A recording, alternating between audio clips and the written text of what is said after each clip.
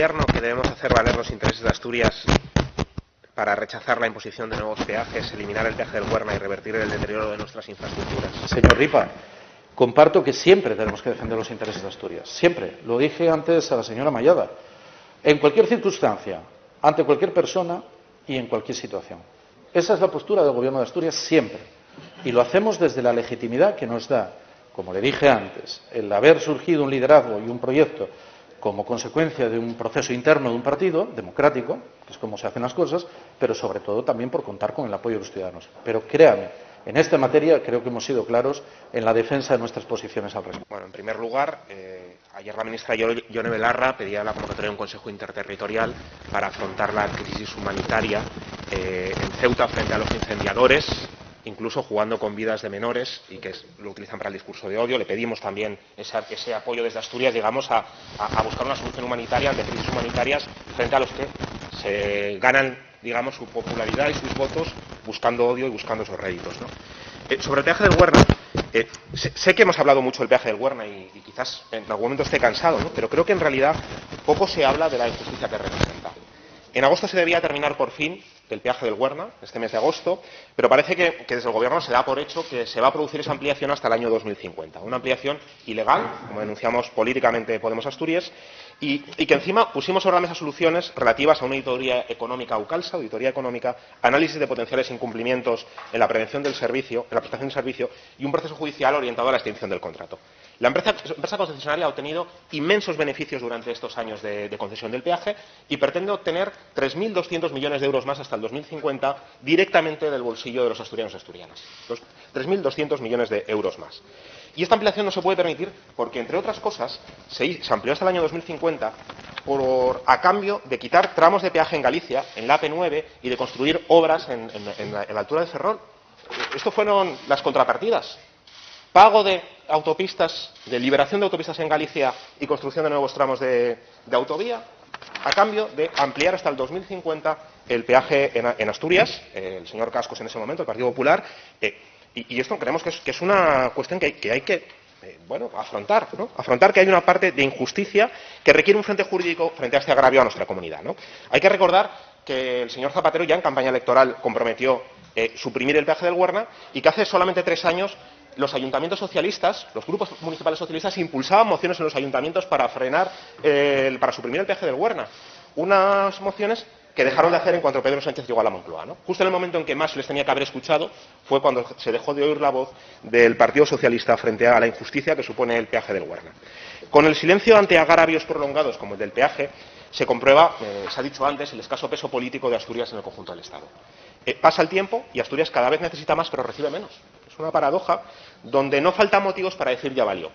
Y la propuesta del señor Ábalos, ministro de Transportes, para convertir las autopistas, las autovías de todo el país, en carreteras de peaje, podría tener resultado como en Asturias. No solamente nos eliminase el peaje del Huerna, sino que nos encontramos con nuevos peajes a otras autovías. Si esto no le parece un motivo suficiente para hacer un frente común en defensa de los intereses de Asturias, más valdría que nos fuéramos a casa y que encontráramos gente más valiente que ocupase nuestros escaños. Yo lo digo claramente, señor presidente. Es imprescindible articular un frente político para suprimir el peaje del Huerna, impedir que haya nuevos peajes en Asturias. Hay que decirles al señor Ábalos, al señor Pedro Sánchez, al conjunto del Gobierno, que ya valió, que en Asturias no se pone ni un peaje más. Y mucho me temo, y hago una reflexión general, que esto que estamos oyendo tiene una parte de más de globos sondas, ¿no? Porque lo que venimos oyendo es, de alguna manera, una estrategia de gran calado que consiste en disimular recortes inspirados en Europa como condición para obtener fondos europeos, ¿no? Porque venimos oyendo, un día oímos que se van a implantar autovías de peaje, otro día oímos que se quiere retrasar la edad de jubilación, otro que se incentivan los planes de pensiones privados, ¿no? Nos llama la atención, ¿no? Y evidentemente no es casualidad, aunque tampoco creo, mire, que Europa esté exigiendo estas medidas concretas en este momento exacto. Hace mucho que llevamos oyendo, digamos, el run, ¿no? de alargar la edad de jubilación, de la mochila austríaca, de autovías, de peajes en las autovías, del señor Ábalos, ¿no? Y estos recortes, de alguna manera, y es lo que, en mi opinión, es una visión estrecha y restrictiva de lo que es Europa, ¿no?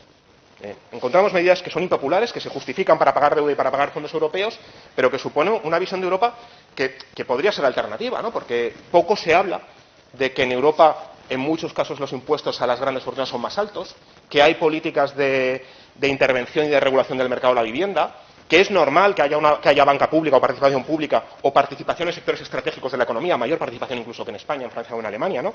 Con lo cual, Europa es una condición que abre posibilidades en una dirección o en otra, ¿no? Y ahí tenemos que elegir posibilidades que no sea una transferencia de fondos de las clases populares a las clases que siempre suelen ganar dentro de las crisis, ¿no? También se lo tengo que decir, ¿no? No tiene que ser una inspiración, a veces parece que es una coartada de Europa para impulsar esta clase de medidas, ¿no? Es improbable que un peaje cargado a la ciudadanía, sin distinción de niveles de renta ni ocupación, vaya a solucionar el desajuste estructural que mantiene a media España incomunicada, que duplica infraestructuras por caprichos políticos. Hablemos de las radiales de Madrid, por ejemplo, rescatadas con dinero público, ¿no? Y es incluso discutible que lo recaudado fuese a suponer una mayor inversión en el mantenimiento de carreteras, ¿no? Lo que pasa es que está fuera de discusión que si se pagasen 2,7 euros por ir de Oviedo a Gijón, lo que nos encontraríamos es un pago y un empeoramiento del poder adquisitivo de las familias, un empeoramiento de la actividad económica y un doble peaje que mermará nuestra competitividad y nos aislará del país económicamente, ¿no? En este sentido, yo lo que le quería dejar bien claro, ¿no? Es que esta propuesta es un despropósito, nos impide debatir con seriedad el problema de las infraestructuras, pero de los despropósitos se pueden convertir en realidad si nos hacemos frente, ¿no? Y por lo tanto les tenemos que hacer frente, dejarse de medidas cosméticas y de propaganda y articular compromisos firmes, articular un acuerdo político para defender los intereses de Asturias, para suprimir el peaje del Huerna y para impedir que haya nuevos peajes en Asturias. Es lo mínimo que se nos puede exigir. Gracias. Yo, si fuera un parlamentario de la derecha de esta Cámara, me echaría las manos a la cabeza escuchándoles a veces hablar como si el Gobierno de España no tuviera nada que ver con ustedes. Es decir, ustedes están reconociendo aquí, fíjese, dicen, no, es que Asturias tiene que fijar posición, pero si ya lo hemos hecho. Nos hemos opuesto de forma clara y rotunda al establecimiento de peajes y hemos dicho que no estamos dispuestos, entre otras razones, por la excepcionalidad asturiana. Dicho esto, oiga, pero que ustedes no tienen conexión con su grupo parlamentario a nivel nacional o sus representantes en el Gobierno de España, porque el Gobierno de España funciona como órgano colegiado, se lo quiero recordar. Igual que el Gobierno de Asturias funciona como un órgano colegiado. Es que da la sensación de que esta es que aquí va por ministerios y departamentos, lo que me gusta lo cojo y lo que no lo quito. No, esto es un todo. Entonces, sean valientes, pidan una reunión, como hacen los señores de Izquierda Unida y Yolanda Díaz, que también entiendo que es su máximo exponente en estos momentos, y buen exponente además, en este sentido, vuelvo a insistir, pídanla y fijen las posiciones que al respecto tienen. O sea que nuestra posición está clara, pero yo si fuera un diputado de la derecha de Asturias, diría, esto es una cosa de locos. Es decir, están haciendo un debate sin ningún tipo de sentido, porque están ustedes haciendo una posición como si no tuvieran nada que ver con el Gobierno de España. Oiga, que todos tenemos que ver, porque ahí están los tres partidos que en este sentido formamos la mayoría de esta Cámara. Y son los que sustentan el Gobierno de España. Igual que nosotros trasladamos nuestra posición, y lo repito sin ningún género de dudas, en defensa de los intereses de Asturias, me sorprende que usted pues reconozca, yo no sé, si la falta de capacidad interna que tiene o la falta de capacidad de influencia en los que son los ministros de Unidas Podemos. No sé si es eso, pero si es eso, hágalo, plantéelo. Segundo lugar, mire, yo tengo una cosa que sé, yo soy muy poco políticamente correcto, muy poco. Y cuando les escucho hablar del rescate del Huerna, se me ponen los pelos de punta. Y voy a explicar por qué. Los que tenemos conocimientos jurídicos sabemos, usted dice, es que la concesión se va a hacer. No, es que está hecha. La prórroga de la concesión ya está acordada por un gobierno y se está aplicando porque está hecha. Es decir, eso no tiene reversión posible. Y los que venimos del mundo del derecho sabemos que en materia contractual hay dos realidades que son daño emergente y lucro cesante, que supone una indemnización por una prórroga que no aprobó, yo me pondría de todos los colores, si hubiera sido la prórroga por parte de mi partido, de un gobierno de mi partido. Eso supone, y algunos cuantifican de indemnización cuando dice, ¿por qué no se hace el rescate? Claro que lo queremos todos, pero es que el rescate cuesta entre 1.000 o 1.500 millones de euros. 1.000 o 1.500 millones de euros. Vaya, por favor, a ver las cantidades que puede dedicar el Gobierno de España en esa materia y plantéelo en la próxima negociación presupuestaria, que su grupo defienda abiertamente que el Gobierno de España rescate el peaje del Huerva con esos 1.500 millones de euros. Sí, yo estoy completamente de acuerdo. Yo lo que no voy a engañar es a los ciudadanos de Asturias. Nosotros no tenemos esa capacidad económica. El Gobierno de Asturias no puede destinar 1.500 millones de euros al rescate del peaje del Huerva. Y hay que hablar claro. No los tiene.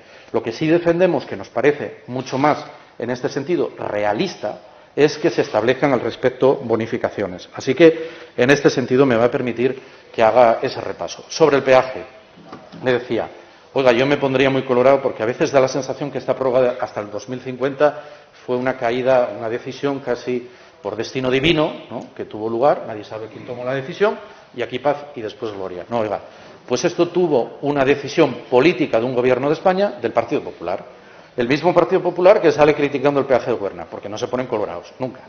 Pero es que ahora con los peajes, antes escuchaba la crítica a los peajes por parte de la portavoz del Partido Popular, y es que hemos descubierto que habían dejado preparado un documento para implantar en el año 2021 un peaje que eran 265 euros por turismo al año y 7.000 euros por camión.